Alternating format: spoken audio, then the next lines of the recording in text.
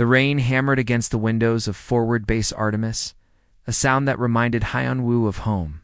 He sat in the mess hall, pushing reconstituted eggs around his plate while trying not to think about the past 6 months. The war was over. That's what everyone kept saying. The war was over and they had won. But it didn't feel like winning when you closed your eyes and still saw the faces of the men. He didn't make it back. He was halfway through his 3rd cup of coffee when the call came through his comm unit. Commander Ji-won wanted to see him immediately. Hyun-woo dumped his tray and made his way through the gray corridors of the base, his boots echoing on the metal floors. He had no idea what she wanted, but immediate summons from the commander were rarely good news. Ji-won's office was small and cramped, filled with data screens and files that covered every available surface. She looked up when he entered, her face tired but professional. She had been fighting this war longer than most of them, and it showed in the lines around her eyes. "Sergeant Hyun-woo, have a seat," she said, gesturing to the chair across from her desk. He sat, keeping his back straight and his expression neutral. Gi-won studied him for a moment before speaking again. "How are you handling things?" "Since the ceasefire." "Fine, ma'am. Ready for whatever comes next." She nodded slowly, as if she had expected that answer. "Good, because I have a new assignment for you. It's not what you're used to, but I think you're the right man for the job." Tin-woo waited. Ji-won pulled up a file on her screen and turned it so he could see. The image showed a young alien, small and thin, with skin that shimmered like liquid silver. She had 4 eyes arranged in a diamond pattern on her face, and 4 arms that ended in delicate fingers. She looked scared in the photo, her eyes wide and her body pressed against the wall behind her. "This is Issa," Guan said quietly. "She's a Velian, 16 cycles old, which makes her roughly equivalent to a human teenager. Her father was General Keth, the one who defected to our side 8 months ago," Hyun-woo remembered. General Keth's defection had been major news. The intelligence he provided had helped humanity turn the tide of the war. It had also made him a target. 3 months ago, Velian loyalists had found him and killed him in his sleep. "Where does she fit in?" Hyun-woo asked. "She's alone now. Her entire family is dead. The Velian government considers her the child of a traitor. The extremists want her dead just like they wanted her father dead. She's been in our custody for 2 weeks, and there have already been 3 attempts to breach this base. All of them were aimed at getting to her." Ji-won leaned forward, her expression serious. "I need someone to guard her. Someone I can trust. Someone who won't let personal feelings get in the way of doing the job. You lost people in this war, Hyun-woo. I know that. But can you put that aside and protect this girl?" Hyun-woo felt something cold settle in his stomach. He thought of his sister, Hae-won. She had been in Seoul Station when the Velian ships came. There hadn't been enough left to bury. He thought of his squad mates, the ones who died screaming on foreign moons while Velian. Plasma burned through their armor. But he also thought of General Keth, who had risked everything to stop his own people from committing genocide. The man had died for that choice. "I can do it," Hyun-woo said. His voice was steady. G-1 searched his face for a long moment, then nodded. "She's in Detention Wing C, Cell 12. As of now, you're her primary guardian. You'll move her to better quarters, make sure she's fed and safe. And keep her alive until the diplomats figure out what to do with her. Understood?" "Yes, ma'am." One more thing, Ji-won added. "She doesn't speak Korean or English. You'll need a translation device. And Hyun-woo, she's just a kid. Whatever you feel about the Velians, remember that." Hyun-woo stood and saluted. Ji-won returned it, and he left the office with his new orders burning in his mind. He was going to spend his days guarding a Velian. The detention wing was in the deepest part of the base, where the walls were reinforced and the security was tight. Hyun-woo checked in with the guard at the entrance, a serious man named Tae-yong, who gave him a long look before opening the doors. "She's quiet," Tae-yong said. "Doesn't eat much. Doesn't sleep much either, from what I can tell. Just sits there and stares." Hyun-woo nodded and walked down the corridor. The cells were empty except for the last one. He stopped in front of Cell 12 and looked through the transparent wall. Issa sat in the corner, her knees pulled up to her chest and her forearms wrapped around herself. Her silver skin seemed to glow faintly in the dim light. When she noticed him, all four of her eyes locked onto his face. There was no recognition there, no hope. Just wariness and fear. Hyun-woo pressed the button for the translator on his belt. "My name is Hyun-woo. I'm going to be watching over you from now on." The device crackled, then spoke in the clicking, musical language of the Velians. Issa didn't respond. She just kept staring at him with those alien eyes. "Not here to hurt you," he continued. "My job is to keep you safe. Till nothing." Hyun-woo sighed. This was going to be harder than he thought. He keyed the door release and stepped inside, moving slowly and keeping his hands visible. Issa tensed, pressing herself harder against the wall. "Going to move you to a better room. Somewhere with a real bed and a window? You'll like it better than this place." The translator did its work, but Issa's expression didn't change. Hyun-woo wondered what she saw when she looked at him. A human, the enemy. Someone from the species that had killed millions of her people. Someone who probably hated her just for existing. He couldn't blame her for being afraid. "Come on," he said gently. "Let's get you out of here." Issa stood slowly, unfolding herself from the corner. She was small, barely reaching his shoulder, and thin in a way that suggested she hadn't been eating enough. She moved past him carefully, keeping as much distance as possible, stepped out into the corridor. As they walked through the base, Hyun-woo noticed the stairs. Other soldiers watched them pass, their expressions ranging from curiosity to outright hostility. Someone muttered something he didn't quite catch, but the tone was clear enough. He ignored it and kept walking. The new quarters were in the residential section. Small room with a bed, a desk, and a window that looked out over the surface of Callisto. Issa walked to the window immediately and pressed one hand against the glass, staring at the stars beyond. "This is yours now," Hyun-woo said. "I'll be right outside if you need anything." The translator spoke, and Issa turned to look at him. For the first time, she said something, her voice soft and hesitant. The translator crackled. "Why?" Hyun-woo blinked. "Why what? Why are you doing this?" He thought about lying, about giving her some comfortable answer. But something in those four eyes made him tell the truth instead. "Because someone has to. And because your father did the right thing, even when it cost him everything? That means something." Issa looked at him for a long moment, then turned back to the window without another word. Hyun-woo stepped outside and sealed the door behind him, taking up his position in the hallway. This was his assignment now. Protect the alien girl. Keep her alive. Try not to think about all the reasons why this should be impossible. He settled in for a long night. The first week was the hardest. Issa refused to speak to Hyun-woo beyond simple yes or no answers. She spent most of her time sitting by the window, watching the stars move across the black sky. When he brought her food, she would look at the human rations with barely concealed disgust and push them away. He watched her grow thinner, her silver skin losing some of its shimmer. On the 8th day, Hyun-woo went to find Taeyong in the supply section. The big man looked up from his inventory screens and raised an eyebrow when he saw Hyun-woo approaching. "Need something, Sergeant?" "Velian food supplements. Whatever you can get." "The girl isn't eating." Taeyong's expression darkened. "You know what people are saying, right? About you playing babysitter to one of them?" Hyun-woo met his gaze steadily. "I know what my orders are. Can you get the supplements or not?" Taeyong was quiet for a moment, then sighed. "Yeah. I can requisition them from the diplomatic supplies. Give me a day, thanks." When Hyun-woo returned to Issa's quarters with the Velian rations the next day, she actually looked up at him with something like surprise.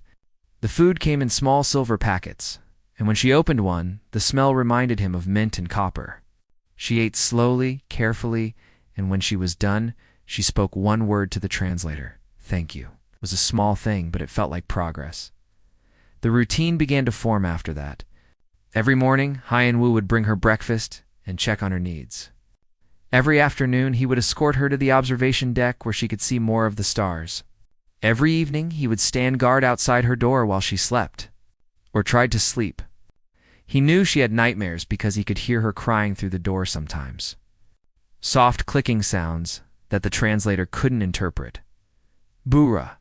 The intelligence officer stopped by one afternoon during the 3rd week. She was a sharp woman, with quick eyes that noticed everything. She watched Issa through the window for a while before speaking. "How's she doing?" "Better than when she arrived. Still won't talk much." "Can you blame her?" "Her father's dead, her people want her dead, and she's trapped on a human base surrounded by soldiers who fought against her species. I'd be quiet too." Hyan-Wu nodded. Biora had a point. "Watch yourself," Biora added quietly. "There's talk. Some of the soldiers think you're getting too soft. And intel suggests there might be another attack coming. The extremists haven't given up on revenge. Let them come. I'll be ready." Biora studied him for a moment, then nodded and walked away. Hyan-Wu watched her go, then turned his attention back to Issa's quarters. Through the window, he could see her sitting at the desk, drawing something on a tablet. He wondered what she was drawing, what she was thinking about that night. Everything changed. The alarms started screaming at midnight. Hyan-Wu was on his feet instantly, his weapon in his hands, before he was fully awake. His comm unit crackled with frantic voices. "Breach in Sector 7. Multiple hostiles. Velian fighters confirmed. They're heading for the residential section." Hyan-Wu's blood went cold. He slammed his hand on Issa's door panel. "Issa, get up. We need to move now." She appeared in the doorway, her eyes wide with fear. She had heard the alarms, understood what they meant. Without waiting for the translator, Hyan-Wu grabbed her arm and pulled her into the corridor. They ran through the base. Hyun was weapon up and ready, while Issa struggled to keep pace with his longer stride. The bunker was 2 levels down, a reinforced room designed to withstand direct hits. Hyan-Wu shoved Issa inside and activated the lock sequence. She grabbed his arm with 2 of her hands, speaking rapidly in her own language. The translator was still in the room upstairs, useless now. He didn't need it to understand. She was asking him not to go, not to leave her alone. "I have to," he said, knowing she probably couldn't understand him either. "I'll come back. I promise." He pulled away and sealed the bunker door. Then he was running toward the sound of gunfire. The firefight was concentrated in the main corridor near the residential section.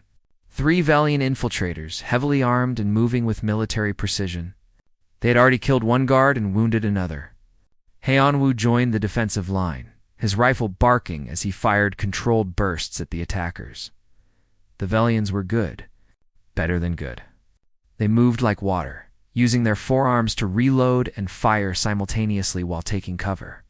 One of them was shouting something in their language, probably demanding to know where Issa was hidden. They would die before they found out.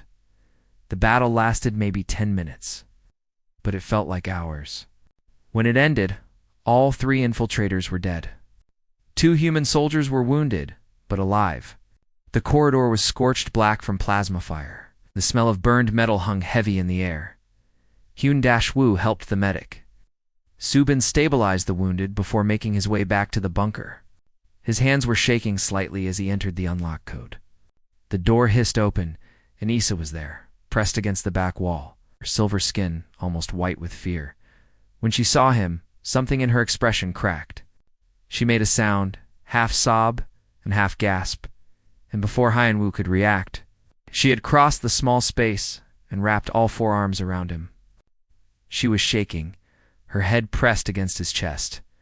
He stood there, frozen, not sure what to do. Then, slowly, he put one hand on her shoulder. "You're okay. You're safe." She couldn't understand the words, but maybe she understood the tone. They stayed like that for a while, the human soldier and the alien girl, in the dim light of the bunker, while the base went on lockdown above them. When they finally returned to her quarters, Issa didn't go straight to the window like usual. Instead, she turned to face him and spoke through the translator that Taeyong had retrieved. "You came back, I said I would." She looked at him with all 4 eyes, and something had changed in them. The fear was still there, but so was something else. Recognition, maybe, or the beginning of trust. "My father told me humans keep their promises." I didn't believe him. Hyan-Wu didn't know what to say to that. Instead, he just nodded and took up his position outside her door. But before he could leave, Issa spoke again. "What is your name?" Your real name, not just your title, Hyan Wu. She repeated it carefully, her pronunciation strange but recognizable. Whoa. Thank you for keeping your promise. That night, for the first time since she had arrived, Hyan Wu didn't hear her crying through the door. When he checked on her in the morning, she was sleeping peacefully by the window, her forearms tucked close to her body. Bohr's warning echoed in his mind. There would be more attacks. The extremists wouldn't stop until Isa was dead. But as Hyan Wu watched the girl sleep, he made a silent promise to himself and to her father's memory. They would have to go through him first. The war might be over. But his fight had just begun. The weeks turned into months, and something shifted between them. Isa started asking questions about everything. She wanted to know about Earth, about human culture, about the war. Hyan Wu found himself answering honestly. Even when the answers were difficult, they sat in the observation deck one afternoon, watching a supply ship dock with the station. Isa was quiet for a while before she spoke through the translator. Why did you become a soldier? Hyan Wu had been expecting this question eventually. He looked out at the stars, gathering his thoughts. I had a younger sister. Her name was Haewon. She was studying to be a teacher. She was kind and smart, and she always saw the best in people. She died in the attack on Seoul Station 3 years ago. The Velian fleet bombarded it for 6 hours. By the time they stopped, there was nothing left but debris and bodies. Isa was silent. Her silver skin seemed to dim slightly. I'm sorry. It's not your fault. You didn't fire those weapons, but my people did.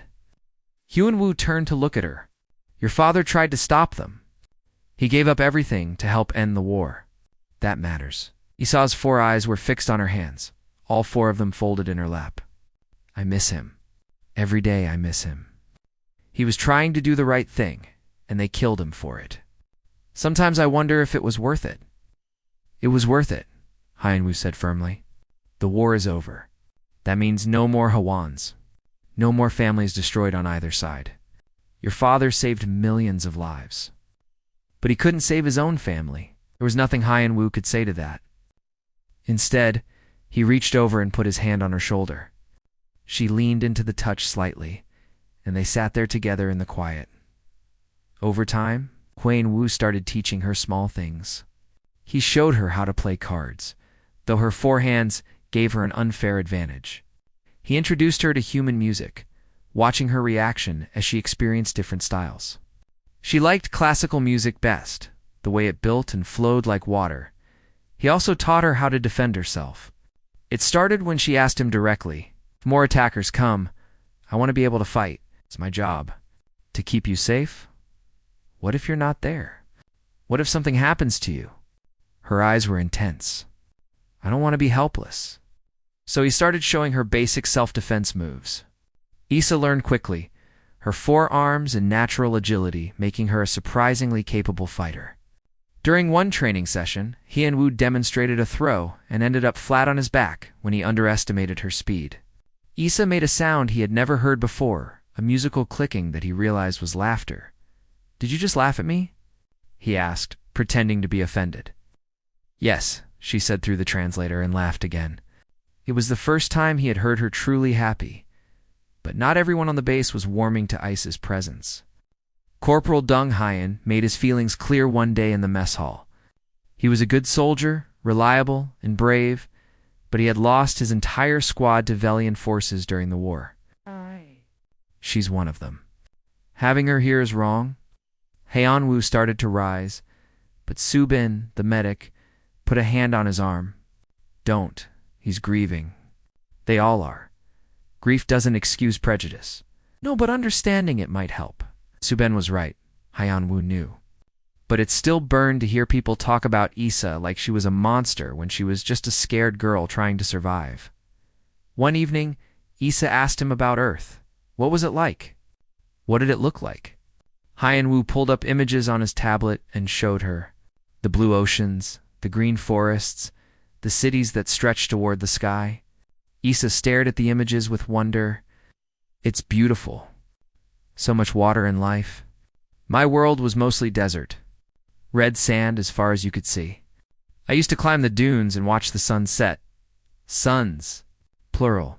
2 of them. One yellow, one red. When they set together, the sky turned purple. Huiyan tried to imagine it and found he couldn't quite picture it. That sounds amazing. I miss it. Her voice was soft. But I can never go back. If I return to Velian space, they will kill me. You're safe here. For how long? Issa looked at him directly. Commander G1 told me yesterday. The Galactic Council made a decision. In 3 weeks, I will be transferred to a neutral station. A cultural exchange program, they called it. I will be safe there, they say. Huiyan felt something cold settle in his chest. He had known this day would come, but hearing it still hit hard. That's good news. You'll be able to learn more, meet others. Will you come with me? No, I'm assigned to this base. My duty is here. Issa was quiet for a long moment. I understand. Duty is important. But her voice carried a weight that the translator couldn't fully capture. That night, Huiyan couldn't sleep. He kept thinking about the transfer, about what it meant. For months, his entire purpose had been protecting Issa. What would he do when she was gone? Go back to regular patrols? File reports? The thought felt empty. He also thought about Issa herself. She had gone from a frightened prisoner to someone he genuinely cared about. Not as a duty or an assignment, but as a person. When had that happened? When had the alien girl become someone he would miss? 2 days later, Biora called him to her office. Her face was serious. We have a problem. I've been monitoring chatter from Velian extremist groups. They know about the transfer. They're planning something. How did they find out? That's what worries me. Either they have better intelligence than we thought, or someone on this base is feeding them information. Huiyan felt his blood run cold. A traitor. Someone inside was helping the enemy. We need to find them. I'm working on it. But Huiyan, you need to be extra careful. If they know when and where the transfer is happening, they'll try to hit her then. It might be her last chance before she disappears into neutral space. Huiyan nodded grimly. I'll be ready. That evening, he found Issa on the observation deck, her usual spot. She was staring out at the stars, all 4 of her hands pressed against the glass. Are you afraid? She asked when he approached. Of what comes next? A little, he admitted. Are you? Yes, but also grateful. If you had not been assigned to protect me, I do not think I would have survived. You gave me more than safety, Huiyan. You gave me hope that not all humans hate my kind. That peace might actually be possible. Your father started that. I just kept you alive long enough to see it. Issa turned to face him. In my language we have a word, Kathra. It means someone who protects not because they must, but because they choose to. Because their heart demands it. You are Kethra to me. Huiyan didn't know what to say. The weight of that word, that meaning, settled over him like a blanket. Thank you, he finally managed. That means a lot, Issa smiled, a small movement of her features that he had learned to recognize. When I leave, I will remember you. Always. I'll remember you too. They stood together in the observation deck, watching the stars in comfortable silence. Neither of them knew what the next 3 weeks would bring. But for now, in this moment, they had peace. 2 days before the scheduled transfer, Huiyan sat in Biora's office, staring at security logs that made his stomach turn. The intelligence officer pointed at the screen with a stylus, her expression dark. There, see those encrypted transmissions? They've been going out every other day for the past 3 weeks. All of them routing through civilian channels to avoid detection, but I managed to trace them. Where are they going? To a known Velian extremist cell operating in the asteroid belt? Someone on this base has been feeding them detailed information about Issa's routines, security protocols, and now the transfer plans. Huiyan felt rage building in his chest. Who? Biora pulled up another screen. I cross-referenced the transmission times with duty logs and access records. Only 5 people had the clearance and opportunity to send all these messages. She highlighted the names. You, me, Commander G1, Sergeant Jae-Soon, and Lieutenant Park. It's not me or G1. And I trust you wouldn't have brought this to me if it was you. Which leaves Jae-soon and Park. I've been watching them both. Park checks out clean. She's been nowhere near the communication arrays during any of the transmission times. But Jae-soon? Biora pulled up surveillance footage. He's been making unauthorized trips to the comm center, usually late at night when traffic is minimal. Hyunwoo knew Jae-soon. He was a veteran, older than most of the soldiers on the base. He had been fighting the Velians since the beginning of the war. He had also lost his entire squad during the Battle of Titan, watching them die one by one while Velian forces tore through their position. We need to confront him, now. Biora nodded. I've already alerted G1. She's sending security to his quarters. But Hyunwoo, be careful. If he knows we're on to him, he might try something desperate. They found Jae-soon in the armory, checking weapons. When he saw Hyunwoo and Bora approaching with 2 security officers, his expression didn't change. He just set down the rifle he was holding and turned to face them. I wondered when you'd figure it out, he said calmly. You've been selling information to the extremists, Biora said. You've been helping them plan to kill Issa. Not selling, giving. I don't want their money. I want justice. Hyunwoo stepped forward. Justice. She's a child. She had nothing to do with what happened to your squad. Jae-sung's calm expression finally cracked. His eyes blazed with old pain and newer hate. She's one of them. Her blood is the same blood that killed my people. Her father was a Velian general who spent years ordering attacks on human colonies. The fact that he changed his mind at the end doesn't erase what he did. He saved millions of lives by defecting. And cost millions more before that. How many humans died because of his orders? How many children lost their parents? How many soldiers watched their friends burn? Jae-sung's voice rose. I held Parkman while he died. The plasma fire had melted his chest. He begged me to tell his mother he loved her. He was 19 years old. 19. The armory was silent. Hyunwoo understood the pain in Jae-sung's words, had felt echoes of it himself when Haewon died. But understanding didn't mean accepting. Issa didn't kill Parkman. The war did. And the war is over. It's not over until they pay. All of them. Every last one. Jae-sung moved fast for an older man. His hand shot out toward the rifle on the table, but Hyunwoo was faster. He grabbed Jae-sung's arm and twisted, forcing him away from the weapon. Jae-sung struggled, throwing an elbow that caught Hyunwoo in the ribs. Pain exploded in his side, but he held on. Stand down, Sergeant. Biora shouted. That's an order. Jae-sung didn't listen. He broke free from Hyunwoo's grip and swung a heavy punch that connected with Hyunwoo's jaw. Stars burst in his vision, but he stayed on his feet. The security officers moved in. But Jae-sung was fighting with the desperation of a man who had nothing left to lose. It took all 4 of them to finally pin him down. Jae-sung struggled even as they put restraints on his wrists, his face twisted with grief and rage. You're a traitor, Hyunwoo.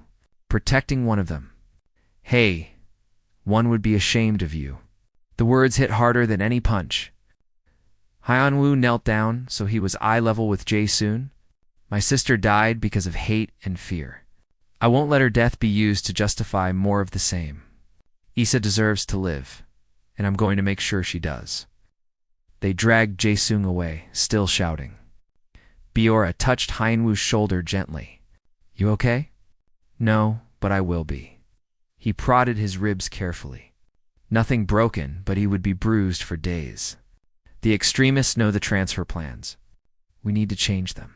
Already working on it. Come on, Ji-won is waiting. In the commander's office, Ji-won looked tired and angry. She listened to Bior's report, then slammed her hand on the desk. A traitor in my own ranks. Someone I trusted. She looked at Hyunwoo. You did good work finding him. But now we have a bigger problem. The extremists are expecting Issa on the main transport in 2 days. They'll be ready to attack. So we don't use the main transport, Hyunwoo said. We send out a decoy and move Issa through a different route. That's the plan. We'll load the main transport with security personnel in full armor. Let the extremists think they're hitting the real target. Meanwhile, we'll move ISA through the maintenance tunnels to secondary base 7. A smaller ship will be waiting there. Bira nodded. It could work, but we need a small team for the actual escort. Too many people increases the risk of another leak. I'll take her, Hanwoo said immediately. You'll need backup, Ji-won said. Take Suben and 2 others you trust absolutely. Ayeonwoo thought about it. Taeyeon from Supply. He's solid. And Lieutenant Park. Park? Biora raised an eyebrow. She checked out clean, and I've worked with her before. She's good in a fight, Ji-won considered, then nodded. Fine, brief them personally.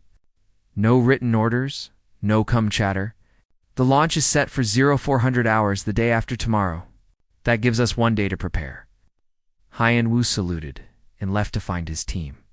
As he walked through the base, his ribs aching and his jaw sore, he thought about what Jae-sung had said. Was he a traitor for protecting Issa? Would Haewon really be ashamed? No, his sister had believed in kindness, in seeing the best in people. She would have understood. She would have done the same thing that night. Hyun-woo went to see Issa. She was sitting by her window as usual, but she turned when he entered. Her 4 eyes widened when she saw his bruised jaw. What happened?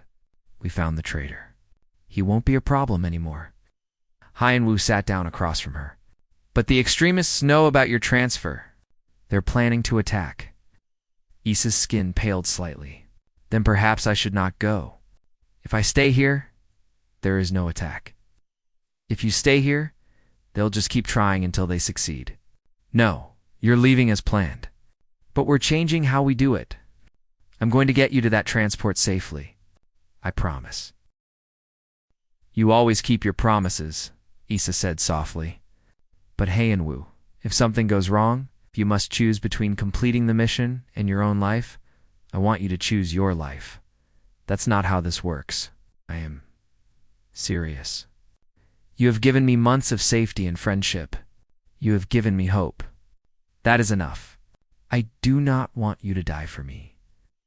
Hyun-woo met her eyes, all 4 of them. I'm not planning to die. I'm planning to get both of us through this alive. Trust me. Issa was quiet for a moment, then reached out with one hand and placed it over his. I trust you, Kethra. I always have. The next day was spent in preparation. Hyun-woo briefed his team personally, making sure everyone understood their roles. Taeyong would carry extra supplies and cover the rear. Park would take point. Suban would stay with Issa and provide medical support if needed. And Hyun-woo would coordinate everything, keeping them moving and alive. The decoy transport was loaded with security personnel, all of them volunteers who knew what they were getting into. The main bay would be lit up like a celebration, drawing all the attention while Issa slipped away through the shadows. As the final hours ticked down, Hyun-woo checked his weapons one more time. Everything had to be perfect. There would be no second chances. Tomorrow, they would run the gauntlet. Tomorrow, he would keep his promise. Tomorrow, one way or another. It would all be over. The alarm went off at 0300 hours. Hyun-woo was already awake, sitting in his quarters and checking his gear one final time. His rifle was loaded, his armor sealed, and his mind focused. This was it. The last mission. Get Issa to the transport and keep her alive. Everything else was secondary. He met his team at the staging area. Taeyong looked calm and ready, his heavy frame loaded with supplies and extra ammunition. Park was focused, her rifle held with practiced ease. Subin carried a medical pack along with her sidearm, her expression determined. They were good people, reliable soldiers. If anyone could pull this off, it was this team. Issa arrived escorted by 2 guards. She wore a simple flight suit, her silver skin seeming to glow in the dim corridor lights. When she saw Hyun-woo, some of the tension left her posture. She trusted him. He couldn't let her down. Everyone knows the plan, Hyun-woo said quietly. We move through the maintenance tunnels to secondary base 7. No stops. No delays. Stay quiet and stay alert. The decoy transport launches in 10 minutes. That's when the extremists will make their move on the main bay. We use the distraction to slip away. Park nodded. What if they figure out the trick? Then we fight. But let's hope it doesn't come to that. Hai and Wu looked at each of them in turn. Ready? Ready, they said together. The maintenance tunnels were narrow and dark, lit only by emergency strips along the floor. Hai and Wu led the way with Park at point, their weapons raised and ready. Issa stayed in the middle with Subin, her forearms held close to her body to avoid bumping the walls. Taeyang brought up the rear, his heavy footsteps echoing softly in the confined space. They moved in silence, communicating with hand signals when necessary. The tunnels branched and twisted, a maze that most people on the base never saw. But Hai and Wu had memorized the route during his preparation, studying the maps until he could walk it blind if needed. The sound of distant explosions reached them. The decoy transport had launched, and the extremists were attacking. Hai and Wu heard plasma fire and return fire from the base's defenses. The battle was fierce, exactly as planned. All attention would be on the main bay now. They were halfway to their destination when everything went wrong. A section of the tunnel ahead exploded inward. Metal screamed and twisted as plasma cutters carved through the wall. Velian soldiers poured through the breach, 4 of them in full combat armor. They had known. Somehow, despite the decoy, they had known about the real escape route. Contact front. Park shouted, opening fire immediately. Her rifle barked, and one of the Velians went down, but the others returned fire. Plasma bolts seared the air, superheated death that could burn through armor in seconds. Back. Get back. Hyun Woo grabbed Issa and pulled her behind cover as the tunnel erupted into chaos. Taeyang was already firing from the rear position, his heavy weapon keeping the Velians pinned. But they were trapped now, caught between the attackers and a narrow corridor with nowhere to run. Park took a plasma bolt to the shoulder and went down hard, screaming. Subin was there instantly, dragging her behind cover and working to stabilize the wound. That left Hyeon-woo and Taeyang to hold the line. How many? Taeyang shouted over the sound of weapons fire. 4, maybe 5. I can't tell. Hyun-woo fired controlled bursts, trying to conserve ammunition. One shot caught a Velian in the faceplate, and the alien dropped. 2 down, at least 2 more to go. Then Issa did something unexpected. She grabbed the sidearm that Hyun-woo had given her weeks ago during training and moved up beside him. Her forearms allowed her to brace the weapon perfectly while taking cover. She fired, and one of the attacking Velians stumbled back with a cry. Issa, get back, Hyun-woo shouted. No. I will not hide while you fight for me. She fired again, her aim surprisingly accurate. The months of training had paid off. The battle raged for what felt like hours, but was probably only minutes. The tunnel filled with smoke and the smell of ozone. Park was still down, Subin working frantically to keep her alive. Taeyang's weapon clicked empty, and he switched to his sidearm without missing a beat.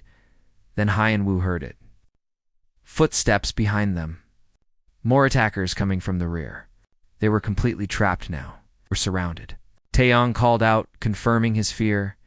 This was it. This was how it ended. Hyun-woo looked at Issa, her 4 eyes meeting his. She looked scared, but determined. If they were going to die, at least they would die fighting. Then the cavalry arrived. Commander Jiwon's voice boomed over the comm system. All units converge on Maintenance Tunnel 7. Hostile breach confirmed. Suddenly the tunnel was full of human soldiers pouring in from both directions. The Velian attackers, caught between 2 forces, tried to fight but were quickly overwhelmed. In less than a minute, it was over. The last attacker fell. The tunnel fell silent except for the sound of heavy breathing and Subin's urgent medical instructions. Ji-won herself appeared. Her armor scored with plasma burns. She must have been in the fight at the main bay. Everyone alive? Park's hit bad, Subin said. But she'll make it if we get her to medical now. Go take her and get out of here. Ji-won looked at Hyun-woo. The transport is waiting. The main bay attack failed. Every single extremist that came for the decoy is either dead or captured. This tunnel was their last shot and they missed. Han-woo nodded, his legs suddenly feeling weak with relief. Let's move then. Before anyone else decides to try their luck. They reached Secondary Bay 7 without further incident. The transport was a small, fast ship, built for speed rather than comfort. The pilot, a serious woman named Yun-hee, was waiting at the boarding ramp. We're ready to launch as soon as you're aboard, she said. I've got clearance for immediate departure. Yanwu turned to his team. Park was being loaded onto a medical stretcher, Subin still working on her. Taeyong gave him a tired salute. Good luck, Sergeant. Take care of the kid. I will. And thanks. All of you. Then it was just Hyenwu and Issa at the boarding ramp. The transport would take her to the neutral station, where she would be safe and could build a new life. But Hyenwu's orders ended here. His place was on the base. Issa looked up at him, her 4 eyes bright with emotion. You kept your promise. Again, always will. Hyenwu knelt down so they were at eye level. You're going to do great things, Issa. Your father would be proud of you. He would be proud of you too. For protecting me even when others wanted you to abandon me. For seeing me as a person instead of an enemy. She reached out with one hand and placed it over his heart, a Velian gesture of deep respect. Kethra, that is what you are, and that is what you will always be to me. Before Hyenwu could respond, Issa wrapped all 4 arms around him in a tight embrace. He hugged her back, this alien girl who had somehow become something like family to him. When they finally separated, there were tears on her face, clear liquid that ran down her silver skin. Will I see you again? She asked. Maybe. The galaxy's smaller than it used to be. And I hear they're starting cultural exchange programs for humans too. Who knows where I'll end up? Issa smiled through her tears. I hope our paths cross again, Hyenwu. In a better time, in a better galaxy. Me too. She turned and walked up the boarding ramp. At the top, she looked back one final time, raised one hand in farewell, and then disappeared inside. The ramp sealed behind her. Hyenwu stepped back as the transport's engines fired up. The ship lifted smoothly off the deck, turned toward the hangar doors, and then shot out into space. He watched until it was just another point of light among the stars. You did good, Sergeant, Commander G1 said, appearing beside him. She's safe now. Your mission is complete. Yes, ma'am. But it didn't feel complete. It felt like something ending. Over the next few weeks, life on the base returned to normal. Park recovered from her injuries and was back on duty. Dong Hyeon, who had fought alongside them during the final attack, apologized to Hyenwu for his earlier prejudice. Seeing Issa fight to protect them had changed his perspective. Jae-sung was court-martialed and sentenced to prison. Hyenwu attended the hearing, but didn't speak. What was there to say? The man had lost himself to grief and hate. Hyenwu understood it, but he couldn't forgive it. 3 years passed. Hyenwu served out his enlistment and was offered a promotion. He took it, rising to lieutenant and eventually being transferred to a diplomatic security detail. The work was different from combat, but it was important. Humanity and the Velians were building peace, slowly and carefully. Then one day, a message arrived through official channels. It was marked as personal, addressed specifically to Lieutenant Hyenwu. When he opened it, he found a video file and a text document. The video showed Issa, older now, but unmistakably her. She stood at a podium addressing a large crowd of mixed species. She was speaking about peace, about reconciliation, about the possibility of former enemies becoming friends. The crowd cheered when she finished. The text document was shorter, written in careful Korean. Dear Hyenwu, I hope this message finds you well. I wanted you to know that I have not forgotten you. I work now with the Galactic Council, helping to build programs that bring our peoples together. Every day, I remember what you taught me, that kindness can exist even in war, and that enemies can choose to see each other differently. Thank you, Kethra. Thank you for protecting me when the galaxy wanted me dead. Thank you for showing me that peace was possible. I hope someday we will meet again. Until then, know that you changed my life, and through me, you are changing the galaxy. With gratitude and affection, Issa. Hyenwu read the message 3 times, then saved it carefully. He walked to the window of his quarters and looked out at the station where he was now posted. Human and Velian ships moved together through space, working side by side. The war felt like a lifetime ago. He thought about Haewon, about how she would have loved this. a galaxy learning to heal, to move forward. She would have been proud. He thought about Jae-sung, consumed by hate, rotting in a cell because he couldn't let go, and he thought about Esau. That frightened girl who had become a voice for peace. The scars would always remain. Wars didn't end cleanly, and losses never stopped hurting. But maybe, just maybe, they could build something better on top of the ruins. One small act of courage at a time. One soldier and one alien girl who chose to see each other as something more than enemies. Outside his window, the stars shone bright and eternal. Somewhere out there, Issa was making her father's sacrifice mean something. And here, Hyun-woo continued his own work, protecting the fragile peace they had all fought so hard to achieve. The war was over. The real work was just beginning. And for the first time in years, Hyun-woo felt something like hope.